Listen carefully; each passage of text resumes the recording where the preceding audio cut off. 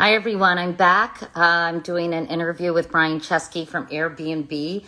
Airbnb today announced that it's offering free temporary housing to 20,000 Afghan refugees from around the world, or around the world, rather. I should say that, not just in the United States. So Airbnbs around the world. And we're going to talk to him about how it works. We're back. Thank you, guys. Hi, everybody. Sorry about that. I think Brian's a very busy guy. He's out in California, and I'm on New York time. So let's see if we can find him. Let's see. I don't see him, but I'm going to look for him right now on here. There we are. Hey, sorry, I had trouble getting on. I'm sorry about that, to make all you wait. Do not worry. You're so sweet to even do this. And I think everybody, Of course. Honestly, to hear what you have to say, Brian, what motivated you to do this and how it's going to work. And honestly, how people can help, because I think there's so many people who want to give to organizations. They want to make sure that their money is going to legitimate organizations. And so tell me real quickly what you announced and why you announced it, Brian. Yeah, so today we announced that Airbnb, in conjunction with Airbnb.org, will provide housing for 20,000 Afghan refugees for free. So the way it's going to work is that, we're working with resettlement partners, resettlement agencies. So there's two really big ones we're working with: the International Rescue Committee and the World Church Service. Which is an incredible organization. I just have to give a shout out. Yes. So many people who are involved with that organization, and it's very legit and has been around for a long time. Sorry to interrupt. Go ahead, Brian. Yeah, I think Albert Einstein perhaps founded it, and so it's a long time. And then the Church World Service. So they are resettlement partners. So their expertise is working with the State Department in countries all over the world that receive refugees. And then what they do is they find partners like us. And so what we do is we match all the refugees coming from the resettlement agencies with our host. And so what we're doing is we're putting out a call to our host. We've done this for over 10 years. So we provided housing over the last 10 years to hundreds of thousands of people that were displaced. We've housed about 25,000 refugees alone since 2017. And the difference is, though, we're going to pay for it completely. So, hosts can offer their homes for free, but whether they offer free or not, we're going to cover the whole cost. So obviously we're coming out of pocket. So Airbnb, Airbnb.org, and then I'm also putting money in as well.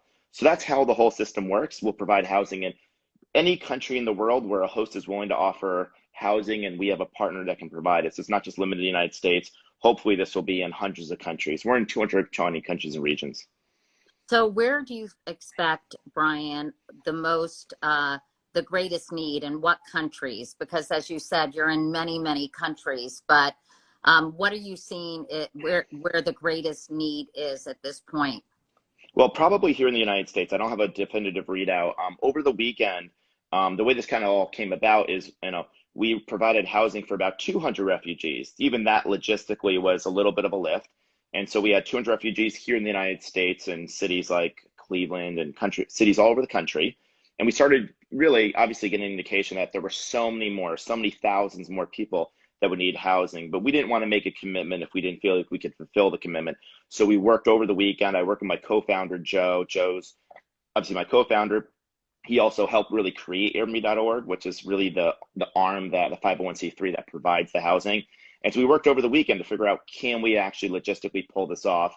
Yesterday, I and Joe co-wrote a letter to President Biden telling him we're here to help. We're ready to provide housing for 20,000 people. We know we can pull it off. We didn't want to announce something without the green light from the administration, and they said, yes, we would love to have the support. So we're really focused on all countries, but the United States, I think, is probably where we've heard the greatest need, and we are prepared to provide a lot of housing. And if anyone wants to provide housing, all you have to do is go to Airbnb.org. You just go to Airbnb.org, you can sign up. It's pretty simple. Airbnb.org, that is, as you mentioned, Brian, the philanthropic arm of Airbnb. Yeah. Started during Hurricane Sandy, I just read. That's right. That's right. So tell us the genesis of your nonprofit arm.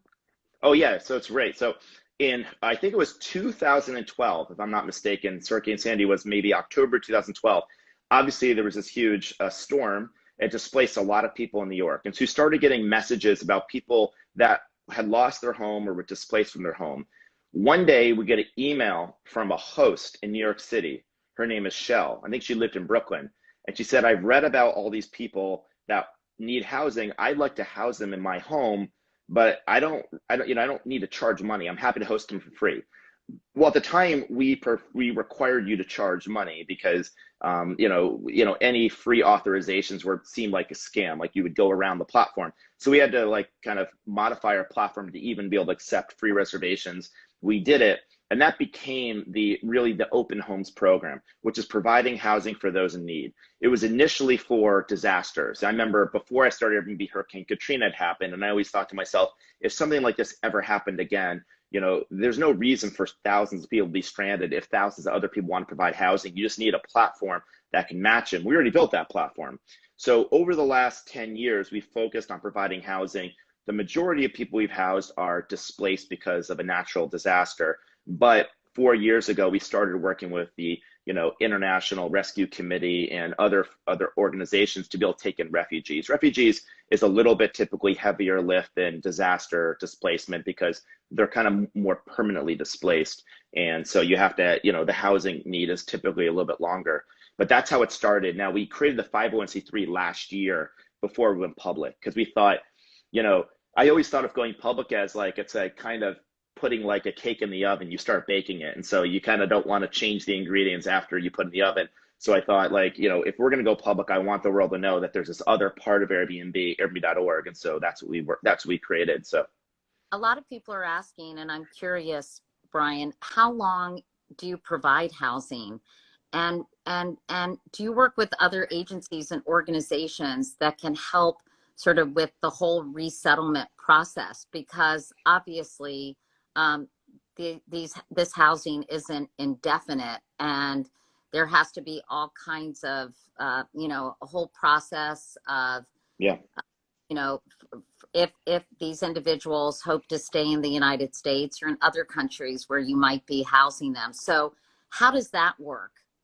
Yeah, so just to answer your first question on how long's the housing, unclear. I mean, it's really how long the need is. These aren't typically permanent needs because these are temporary needs before these refugees figure out where they want to live. That's a major decision. Where do you want to live in your life? Typically, it's certainly, a few weeks at a time.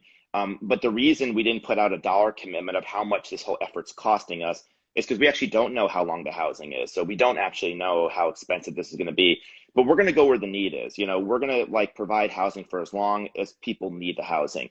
And so typically these resettlement agencies, for example, International Rescue Committee, they're the ones that are really in touch with the refugees, and it's their job to get them into the Airbnb, but it's also their job to find a more permanent settlement, more permanent community for them. The only other thing I just say is what I think is really special about what we do or what our hosts do is they're not just getting a space. I mean, it's really important if you don't have a home that you have a roof over your head. But what we hear time and time again is people need more than a roof over their head. They want to be part of a community. They want to have a feeling of home. And having a host, these incredibly generous people, take them into their home, show them around their community, and make them feel like, everyone deserves a home. And I think that's what our hosts are able to offer. So that's what we do. As far as the very specific logistics of all the support they need, these are typically the resettlement agencies. There's other nonprofits. We work with quite a few nonprofits with Airbnb.org, and there's a lot that have specialties. I would love to it would be really interesting to interview an Airbnb host. Oh, it would be. Well, we could I'm sure we have a lot to choose from. Someone who has opened his or her or their home to a refugee in need, and kind of what motivated them, because, obviously they're the people who are opening their doors and their hearts to these folks who are totally desperate. I'm curious, I should probably know the answer to this, Brian, but do we even know how many refugees may be arriving in the United States from Afghanistan? I know that in the last 24 hours, 37 U.S. military flights evacuated approximately 12,700 from Afghanistan. There's commercial airlines. You probably heard Prime Minister Trudeau of Canada committed to resettling 20,000 Afghans into that country. Do you have any idea? Germany has granted 10,000 local staff and family members in Afghanistan the right to come to Germany. Only 1,800 have made it out. You know, this is at not your jurisdiction, but you know, from what I'm hearing, Brian, it is incredibly treacherous to actually get to the airport to leave the country now. Right, right. The Taliban is not allowing the people of Afghanistan to actually leave the country. So it's a pretty dire situation, isn't it? Are you getting any Yeah. reports from on the ground that you could share with us? I'm just curious. Well, I mean, we've heard a variety of numbers. I'm cautious about putting out numbers because I don't know how reliable they are, but we do expect more than 20,000 refugees, obviously, in the United States. I'm sure in the tens of thousands. Now, whether these numbers approach hundreds of thousands, it's a very dynamic situation. And I will just say we've been pretty overwhelmed by the response. You know, like our goal when we put out the 20,000 number wasn't that we thought we were under some impression that we were going to solve this problem alone. We thought we're one company. This is what we can do over the course of working really hard over the weekend. But what's happened since this morning or since midnight when I tweeted, and I wasn't really expecting the response we got, is the response has been so overwhelming. We've had so many people want to help. So we're just kind of a little bit drinking from a fire hose here, and we're doing everything we can. But I really don't want to turn anyone away if they need housing from Airbnb. And if people want to provide housing, I want to be able to match them with the refugee family. So we're going to go as big as we can, pull off logistically. I think it's going to be only limited to our logistics, you know, whatever it costs within reason, we'll absolutely be able to do. And as far as just getting people out of the country, I mean, yes, there's a whole nother operation. I know a number of fairly wealthy individuals that are chartering private planes to be able to try to pick people up out of private airports. So there's quite a lot of generosity going on. You know, we're just one company. It's my hope that maybe the actions we did today, again, it's less that we can make a major dent in this, but maybe the biggest impact we can have is inspire even more actions, because I think this is obviously one of the greatest global humanitarian crises of our lifetime. And I think, you know, you're going to need probably hundreds, maybe thousands of individual business leaders standing up to, you know, I mean, you know, obviously getting people out of the country, that's a whole operation. Whether the airlines or just wealthy individuals want to charter planes or whatever the new protocol is, you know, we really focus once they arrive to a country. The other thing we've heard from a lot of countries is they like that we have housing, because some countries are just nervous providing visas if they don't know if people are going to end up with housing. And so if this, you know, helps inspire countries to be a little bit more comfortable to make sure that this process is going to be a little more orderly, I think that's a good thing. And what kind of feedback have you gotten? You said you've been kind of overwhelmed by the response. By the Well, way, just so much feedback. Yeah. People drop off. I want to mention, Brian, that if people are interested in supporting this effort, they can go to Airbnb.org. And Yeah, just Airbnb.org. What if they're interested in hosting a family? Yeah, well, most of the refugees will be families.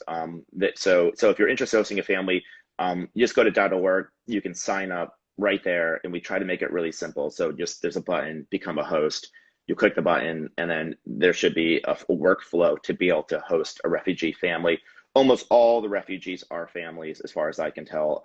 And I'm sure they're not all, but quite a few of them are. So, and I think the other thing I just say is I think the value, I mean, here's a thing that I think is not beyond what meets the eye, beyond it just being an act of generosity to open your home to a refugee family. Having myself talked to quite a few Airbnb hosts who've opened their homes to families that are displaced, I think they find that they get as much out of experience as the refugee family or the displaced family providing that's offered housing. It becomes for them, many of them, an incredibly meaningful experience, one of the most meaningful experiences of their lives. You know, I don't know, it's just such an important thing that you'll never forget. And so I think that hopefully people feel really compelled to be able to help, obviously. And you know, I'm just so inspired by the generosity of our community, that people stepping up. But as far as the overwhelming response, I guess we just weren't expecting the volume of response. The thousands of people that have wanted to list their homes, the people thanking us, and even the interest of people saying, yeah, we know a family member that needs a place to stay. Wow. Well, a lot of people are, someone asked where they can donate. It's Airbnb.org, which is the philanthropic arm of Airbnb. There are a lot of people. Can I sign up to be a host just to do this? Of course. My good friend who's watching this. And, I think it's incredibly impressive, Brian, that you're doing this, Oh, that you're thank you. getting your own funds. I know that Airbnb went public and you're now the world's most valuable hospitality company. So, congratulations, all of that, but also congratulations for doing the right thing and stepping up. And I think, I think it would be really interesting to talk to a host. Yeah, If you're, we can totally do it. Yeah, let's do it. yeah, go to Airbnb. What if people are already hosts and perhaps they're learning about this, or they want to make sure that they're opening up their homes to an Afghan family? So same thing, they just go to .org, and if you're already a host, the workflow is even easier because you already have a listing. But either way, you should just go to .org because that's the way we know that you're interested in hosting somebody in need. Have you heard from your mom? I know she's your biggest fan. Yes, exactly. Well, I told her I was going on the show. She wanted to make sure that she got a plug, and I said hi on her behalf. So Tell her I said hi too, and I she should will. be out of her son. And Oh, well, again, thank you so much, Katie. let us know how we can continue to share this with my community. I've really an incredible community here on Of Instagram, full course. very smart and compassionate people.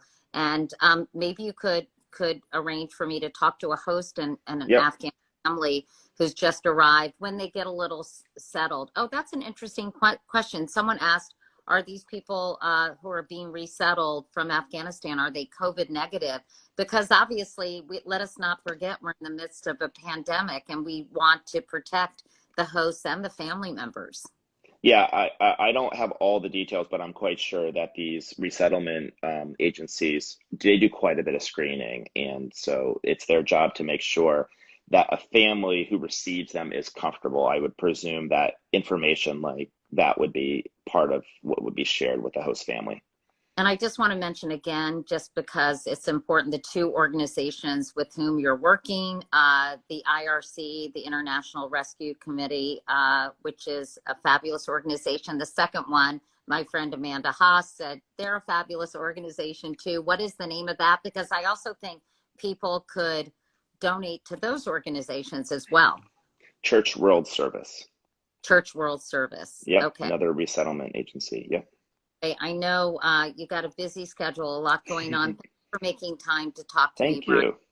Thank you so much, Katie. It's great to see you again.